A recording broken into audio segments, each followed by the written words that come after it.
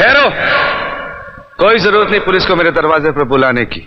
मगर बड़े भैया ये रवि, मैं अभी तक मरा नहीं हूं। घर की छोटी मोटी उलझने मैं खुद सुलझा सकता हूं। साहब जी ने डांटिए, अभी का अभी डांटिए। अरे छोटी मालकिन के गहने चोरी हो गए और ये लोग हम पर शक कर रहे हैं। ये लोग सोच रहे हैं कि वो गहने हम कहीं बेचा है।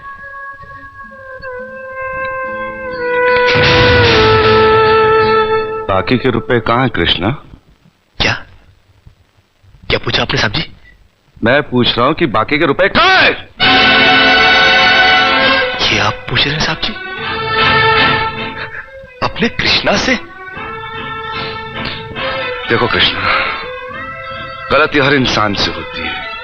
तुम मुझे सही सही बता दो कि गहने तुमने कहां बेचे, मैं तुम्हें कुछ नहीं कहूंगा। अब कहने के लिए बाकी क्या है साहब जी?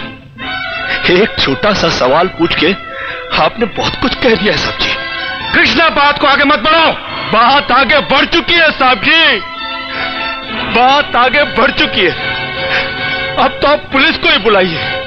वो जब हमें कुत्ते की तरह मार मार के हमसे पूछेगी ना, अब तो हम तभी बताएंगे कि हम गहने कहां बेच कर आए साहब जी। मत कहो मुझे साहब जी। इसी साहब जी की इज्जत आज तुमने मिट्टी में मिला दी।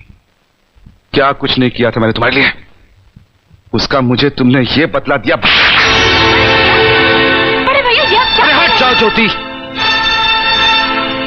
जिस दिन मेरी फैक्ट्री जलकर राख हो गई थी और मैं बर्बाद हो गया था, मुझे उतना दुख नहीं हुआ था कृष्णा जितना आज हुआ जब तुमने इस घर में चोरी की है। साहब जी, बचपन में जब हमारे माँ बाप मर गए थे ना और हम अनाथ हो गए थे ना, तब भी हमें इतना दुख नहीं हुआ था जितना दुख हमें आज हुआ है जब आपने हमें चोर कहा साहब जी। आपने हमें चोर कैसे कहा साहब जी? और ज्यादा सफाई देने की जरूरत नहीं है। दूर हो जा, मेरी नजरों से दूर हो जा। निकल जा इस घर से। अरे इस घर से ही क्या, इस गांव को ही छोड़कर चले जाएंगे। अरे मुंह जनात का क्या है, काट लेंगे अपनी जिंदगी कहीं भी। इतने साल इस घर में बेफिक्री से यह समझकर काट लिए कि साहब जी का हाथ है हमारे सर पर।